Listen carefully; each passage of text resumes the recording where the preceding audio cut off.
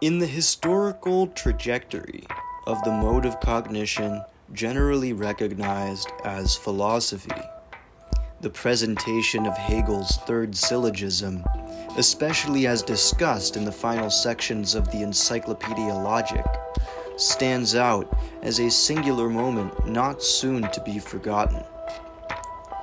Any honest and open-minded examination of the many texts where Hegel executes the characteristic maneuver formalized in this third syllogism cannot but admit that in these writings, Hegel most clearly brings us to a direct acknowledgement of the non-dual consciousness that abolishes the illusion of a subject-object dichotomy. If I may be specific, the characteristic progression of the third syllogism is as follows: spirit, logic, nature. Spirit, that is to say mind, or Geist, in Hegel's terminology, confronts the middle term, logic, which stands for the absolutely universal self-judging of the idea. In it, Hegel writes, there is a unification of the two aspects, as the nature which spirit first confronted as a total other is revealed to be none other than the self-manifestation of spirit's own subjective activity, as reflected through the abstract reason of reflective consciousness. This progression, spirit, logic, nature, represents the return of the fully alienated and historically mature critical subject to the objective, that is to say, ultimately grounding, irreducibility of its material substrate, and the explicit opening of the subject to a conscious recognition of the plasticity implicit in both nature and the spiritual subject's own self-positing activity. As argued in The Future of Hegel by Catherine Malabou, this moment, which Hegel repeats in different registers as absolute knowledge in the phenomenology of spirit, and as the absolute idea in the science of logic, represents the idea's release of itself into a pure act of witnessing its own self-development through the unfolding of what is coming to be. Already in the preface to the Phenomenology, he writes, "Thoughts become fluid when this inner immediacy recognizes itself as a moment, or when the pure certainty of self abstracts from itself, not by leaving itself out or setting itself aside, but by giving up the fixity of its self-positing, by giving up not only the fixity of the pure concrete which the I itself is, in contrast with its differentiated content, but also the fixity of the differentiated moments, which, posited in the element of pure thought, share the unconditional nature of the I." Thus, the so-called intellectual totalitarianism of absolute knowledge, of which Hegel is sometimes accused, is nothing more than a fiction, itself the product of a deep misunderstanding. In reality, Hegel's position is exactly the opposite of that for which he is usually suspected.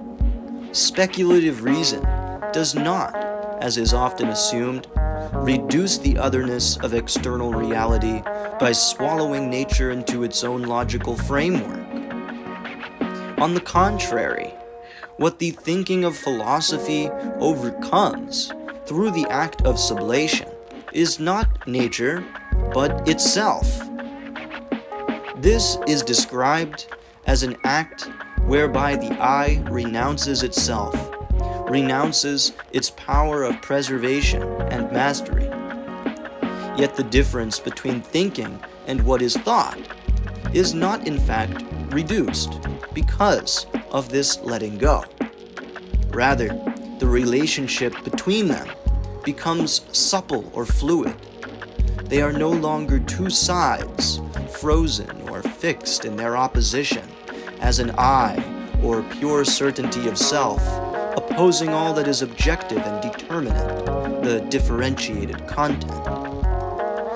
The consequences of this fluidification are considerable, marking the end of the confrontation which traditionally underlies the idea of the subject-object relation. By giving up this relation, thought frees itself from the rigidity of a confrontation that has nothing left to show us.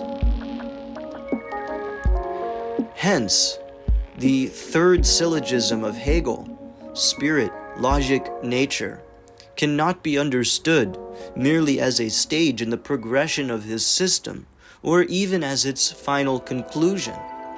What this moment actually represents is a profound inversion of dialectical logic that borders on becoming apocalyptic in its significance. It is for this reason that Hegel often claimed that in his time, philosophy had reached the moment of absolute self-consciousness, not because he in his vanity thought himself the last philosopher, nor because he anticipated that there would be nothing left to say, but rather because his work, encapsulated in the third syllogism, reverses the assumed ontological priority of naturalism, which has haunted the metaphysical imaginary of European culture since the Old Testament was translated into Greek.